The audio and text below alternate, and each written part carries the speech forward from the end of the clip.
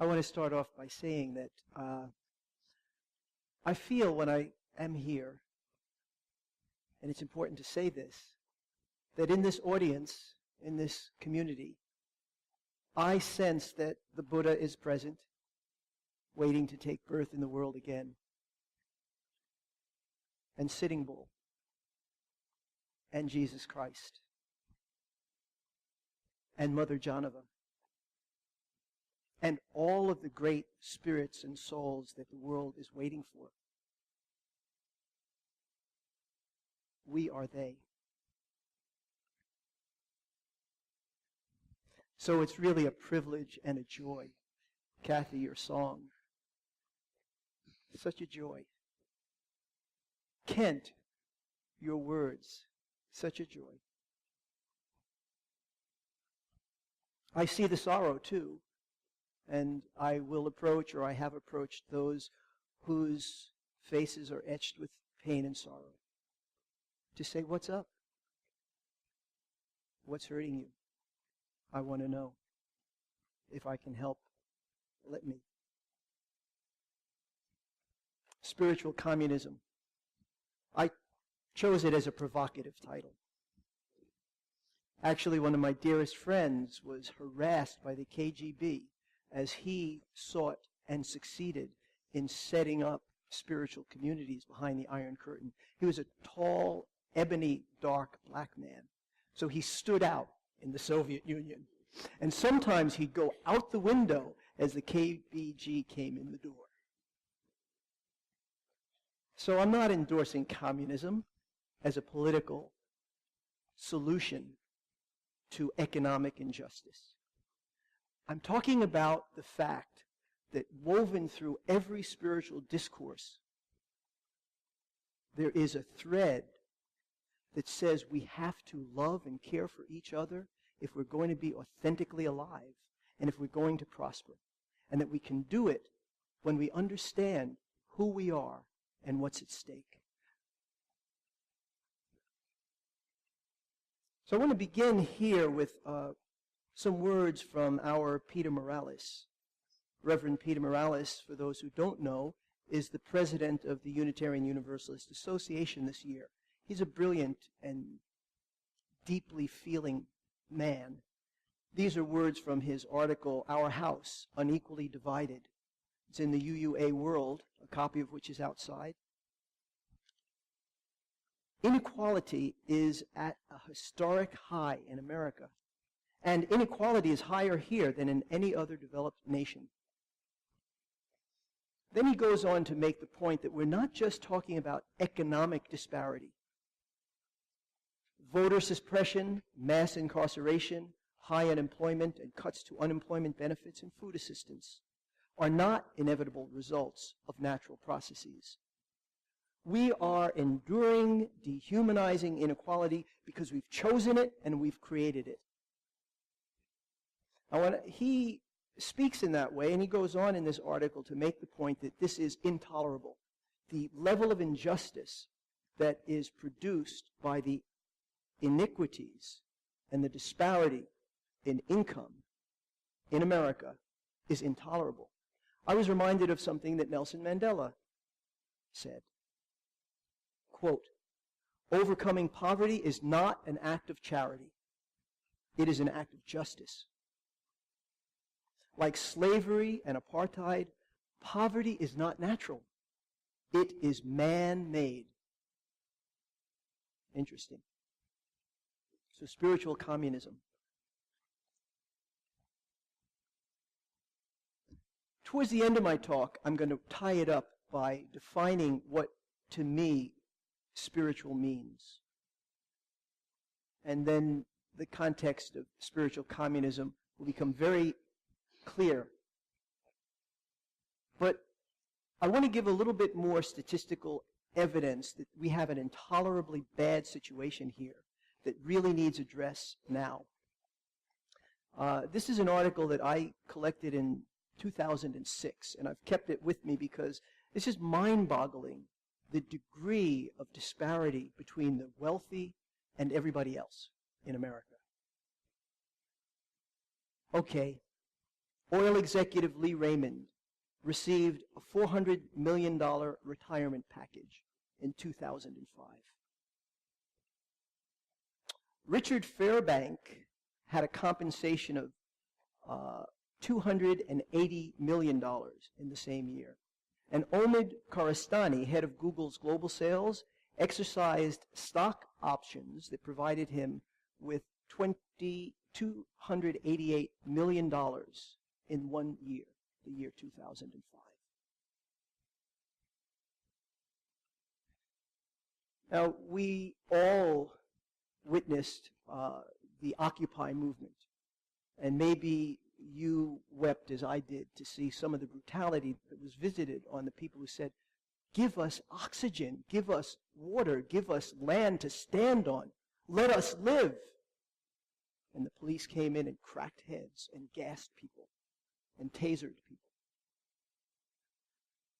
In response to a recent report detailing the immense and growing social gap, a spokesman for New York State's Business Council told a reporter that the incomes earned by his state's rich were, quote, something that everybody who cares about New York should be pleased about.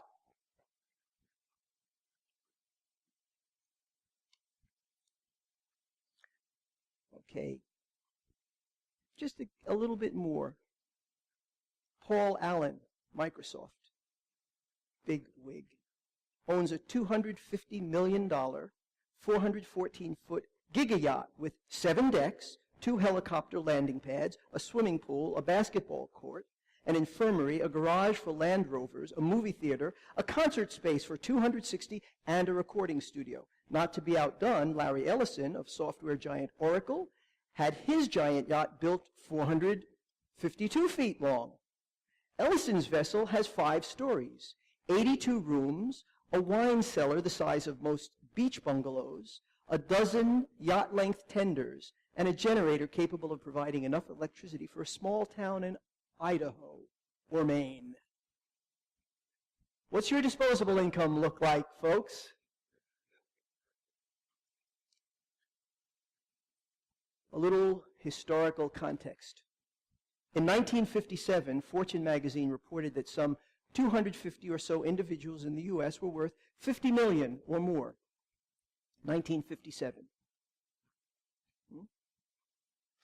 The wealthiest of them, oil tycoon J. Paul Getty, stood alone in the 700 million to 1 billion category.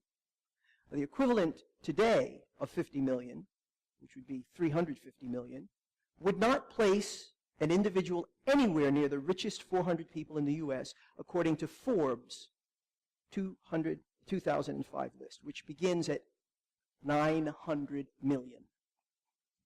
Getty himself would be ranked somewhere between the 31st and the 42nd on the list, at 350 million.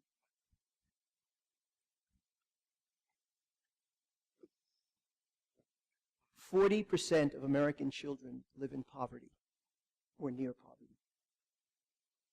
Do they have access to education and to good jobs? Do you think so?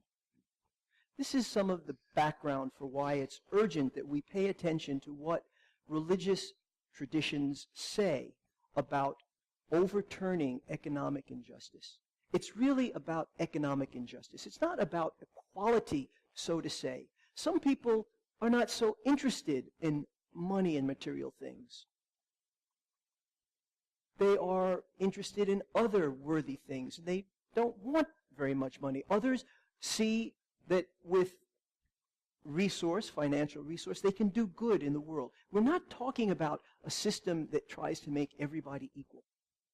We're not talking about that. We're talking about justice. That's what I am talking about. I am talking about economic justice. Let's hear, I wrote this, the thesis of my talk, that the scriptures of the world define what I'm calling spiritual communism as a way of life based on valuing all living entities as eternal spirit souls, everyone kindred to the other, everyone inextricably connected in the interdependent web of all life, everyone equally dear to the Supreme Being, everyone equally part and parcel of the Supreme Being. and everyone equally accountable to the Supreme Being. I propose now to read from different scriptures of the world to show you that this is not my imagination, but this is what every great religious tradition advances. The idea that we are eternal, that we are accountable, that we are kindred, and that we are responsible for the way the world is. If it's beautiful, it's because we're doing it the right way. If it's horrible, it's because we have failed to live up to our potential.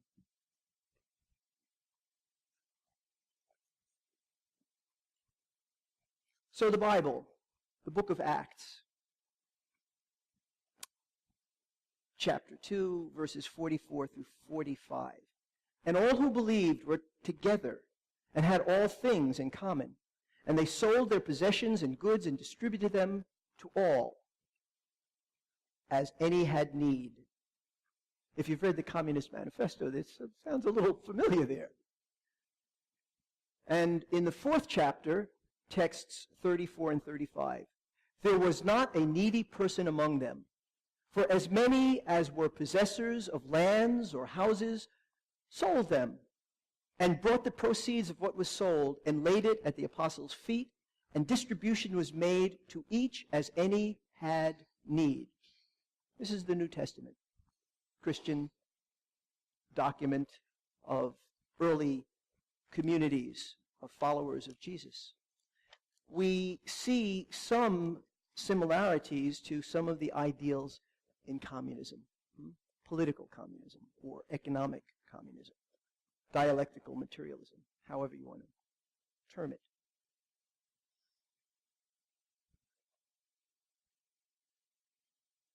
From the Quran. And there is no creature on or within the earth or bird that flies with its wings except that they are communities like you. We have not neglected in the register anything. Then unto their Lord they shall be gathered. They ask what they should spend in charity. Tell them, whatever exceeds your needs should be spent in charity. It is not piety that you turn your faces east or west. Piety is that a man should believe in God and the last day and the angels and the book and the prophets and give his wealth for the love of God to his kinsfolk and the orphans and the needy and the traveler and those who are captive and those who ask, and for setting the captives free. You will never attain piety until you spend with love of your wealth. And whatever you spend, God knows it well. That's from the Quran. From the Bhagavad Purana. One who worships the deity of Godhead in the temples, but does not know that the same Supreme Lord dwells as the supersoul in every living being's heart, that person must be in ignorance and is compared to someone who offers oblations into ashes. One who offers me respect but is envious of the bodies of others and is therefore a separatist never attains peace of mind because of his inimical behavior towards other living entities. Even if he worships with proper rituals and paraphernalia, a person who is ignorant of my presence in everything that lives never pleases me by worship in the temple.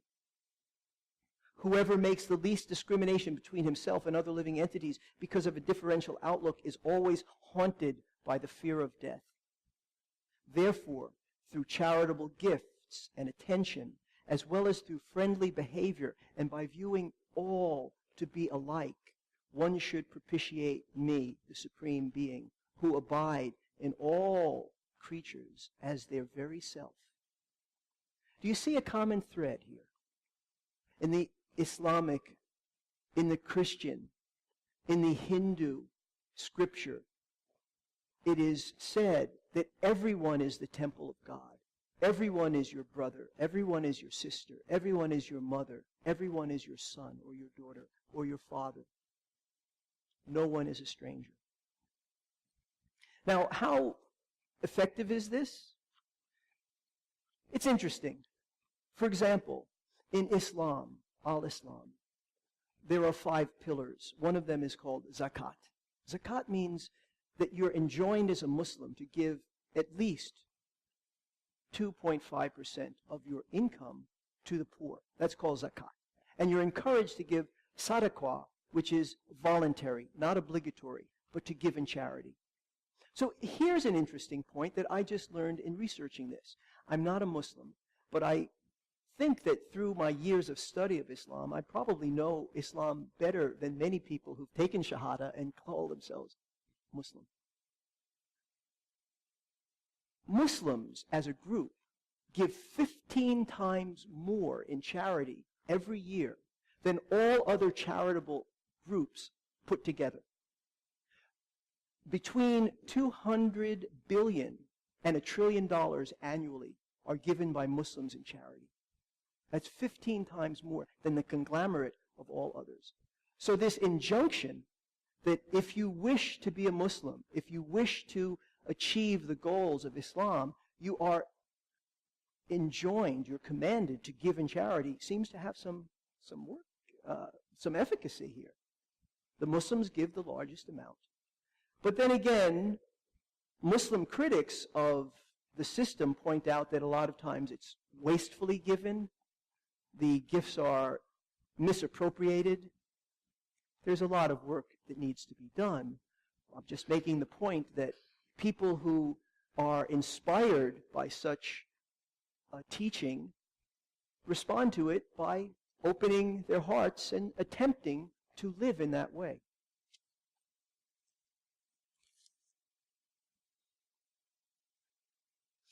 I want to talk a little bit about spiritual communism as it's implemented in the what's called Vedic or Far Eastern Hindu tradition.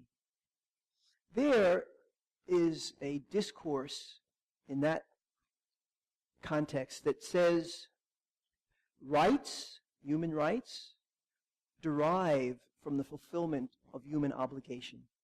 And that when a human is born, the human is indebted to 3 categories of beings. First category is called devas. And the devas are the higher beings, the gods, the angels, and the Supreme Lord. And that you have obligation to God. You have obligation to the angels. You have obligation to the higher beings. That's one category. The second category is called pitri, and it means the ancestors. Your mother, your father, your grandfather, your great-grandfather, your great-great-great-grandmother. All of the people who came before, who established all the institutions, the schools, the sanitation departments, the farming strategies. All of these people you are indebted to because they have supported and given you life and the opportunity to grow.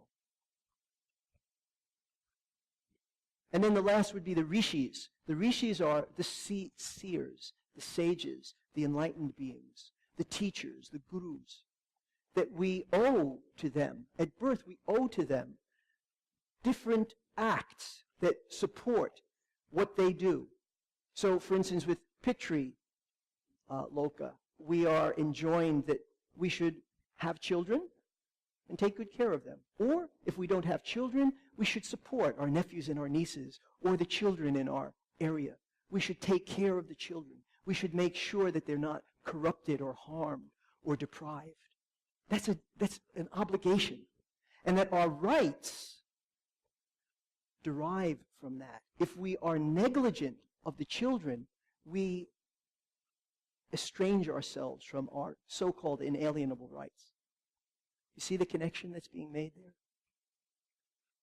Instead of a rights-centered, human rights-centered theology or ideology, it's a duties-based theology, a duties-based ideology that doesn't discount the need for human rights, but says that those human rights depend on how we behave towards others because we're obliged to give to others. And if we withhold from giving to others, there is a consequence that our rights diminish.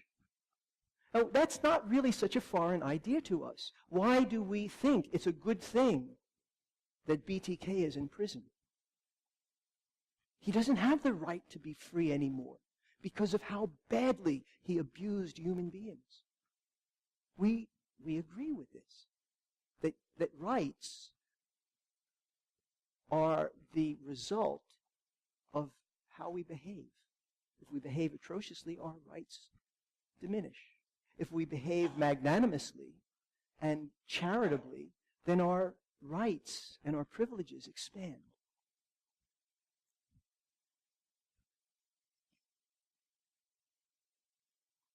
It's interesting, too, that the prescription in the Vedas is that, okay, so you have these obligations, and these are called rinas, or runas.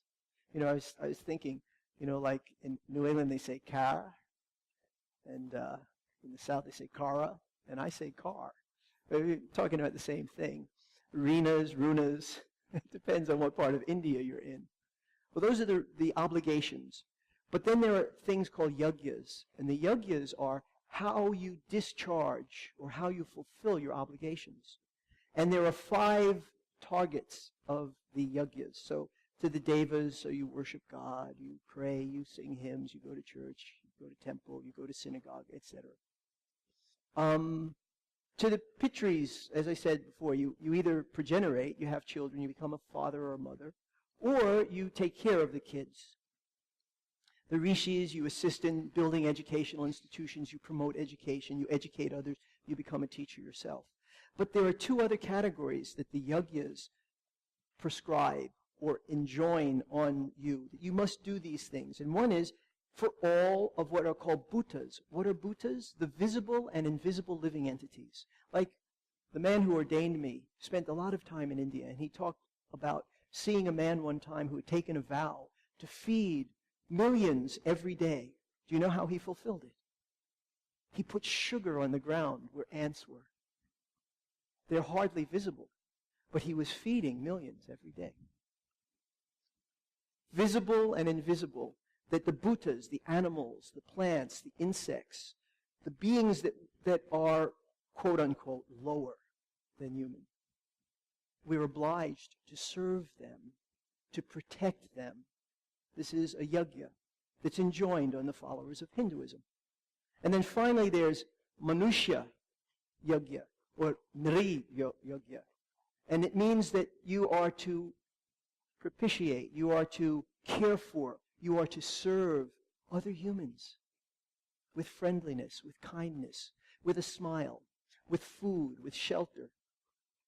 I did a funeral here Monday, and the deceased was being extolled for her good qualities. And one of those was when a friend of hers who was a new mother, without a man, without a job, and without a home. And the deceased said, "Your home is my home. Move in, I'll move out." And she did. She moved out of her home to make her home the home for her friend and her friend's baby until the friend could recover from the hard knocks that life gave her. That's Manushya Yajna. Yajnas don't have to be some sort of ritual. In fact, as we heard earlier, ritual itself is derided as insignificant, even offensive, if the heart isn't attached to really helping people, to really doing what needs to be done. If you're not really doing what needs to be done, and you're making a big show of your religiosity and your piety, it's just derided in all Scripture. And then you have the angry prophets and saints who come and talk about it.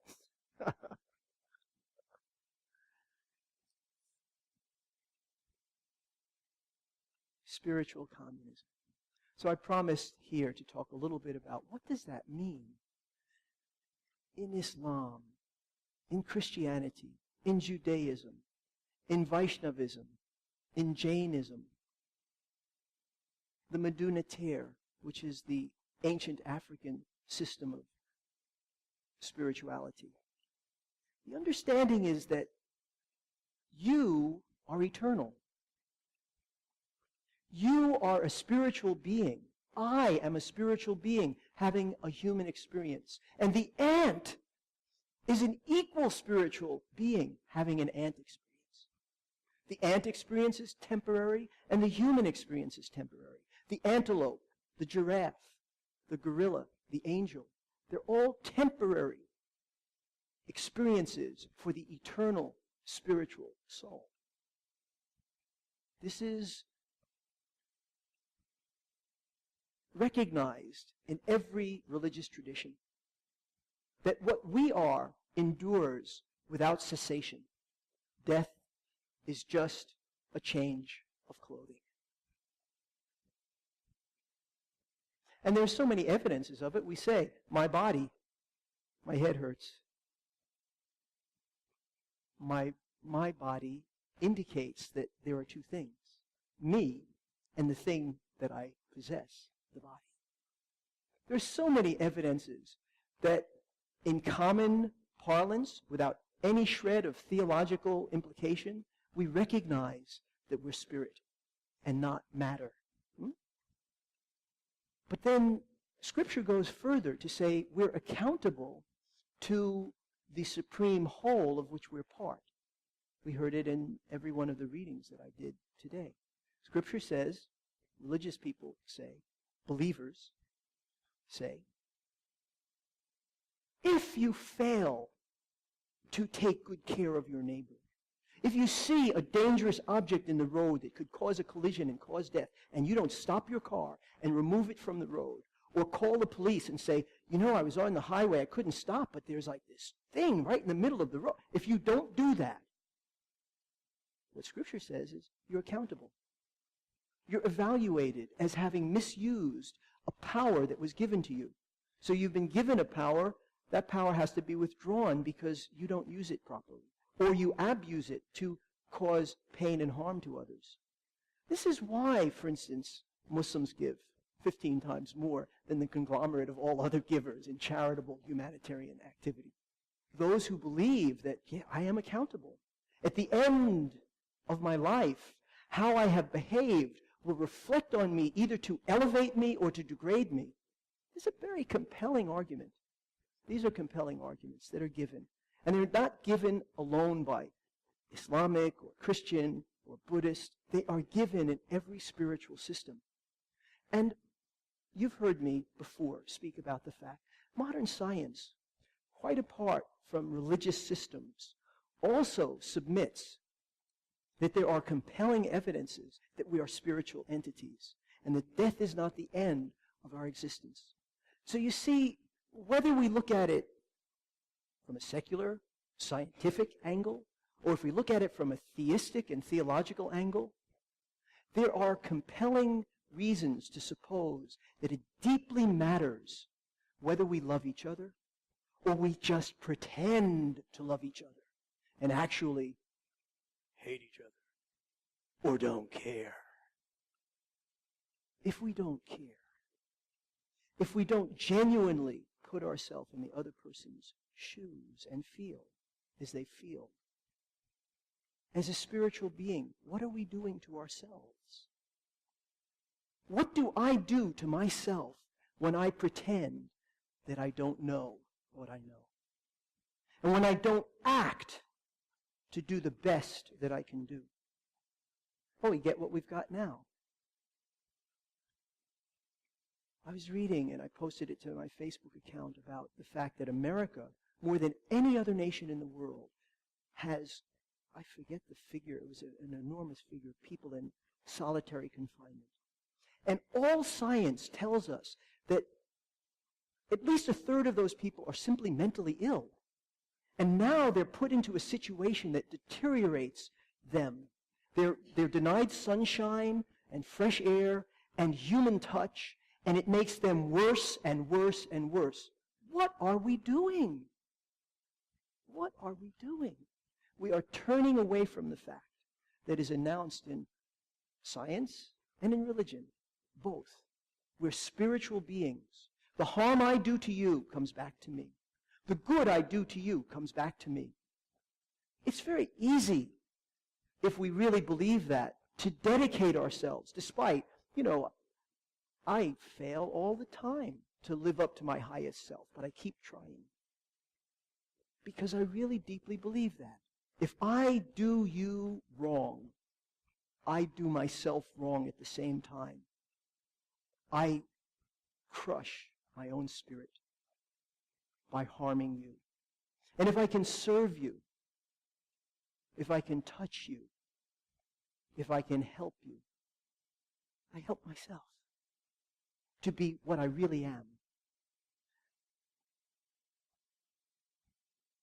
Spiritual communism. To know that we are spiritual, and to know that spirits become happy in interpersonal relations. That's the source of our joy. And if we aren't kind to others, if we don't care for others, if we don't serve others, we live alone in a fantasy world. And we're haunted by the fear of death. And we actually live in the house of death. So the choice is ours. And I now want to put in an ad for my meditation classes, which I'll be teaching here with Jakob Omsky. Jakob teaches from his perspective as a mystic, and he is a mystic and a musician, very gifted, and he's going to teach musical ways to experience your spiritual nature. I will speak from my years and years of experience practicing meditation and teaching meditation and learning from great masters how to connect, how to feel your spiritual nature. And I'll just close with this. I think it was 2 days ago or 3. I woke up and I was overwhelmed. I get down in the dumps. I get depressed. I get frightened. I become unhappy. And I got up after going to bed at 2:30, sleep at 2:30, at 5:30. And I thought, oh God, 5:30. I'll never get through the whole day with 3 hours of rest. I'm going to go back to sleep. And then I thought about the shape of my day, and I realized I will not be able to do my spiritual practice if I don't do it now. So I guess I'll do it now. And I sat down to do my spiritual practice, and I thought, oh, I'm just a complete failure. I hate the way I feel. I hate what's going on in my life. I don't know how I'm going to do any better than I'm doing. And I sat down to do my spiritual practice. And within about 45 minutes, my spirit was filled with hope, with strength, with conviction that I was going to have a wonderful day. And I was going to touch people and do things that mattered. And at the end of 2.5 hours, I was a new man. I really was a happy soul.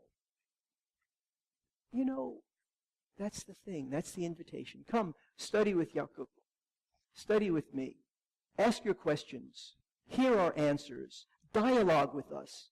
We'll talk about spiritual practice as a way of getting rid of economic injustice, social aberration, criminality, all unwanted things. We have the power. The power is in you. Again, the Buddha is here. The Christ is here. Sitting Bull is here. Mother Claire, Francis's celibate lover, is here. All of the great spiritual beings are here now. You are they. Thank you very much.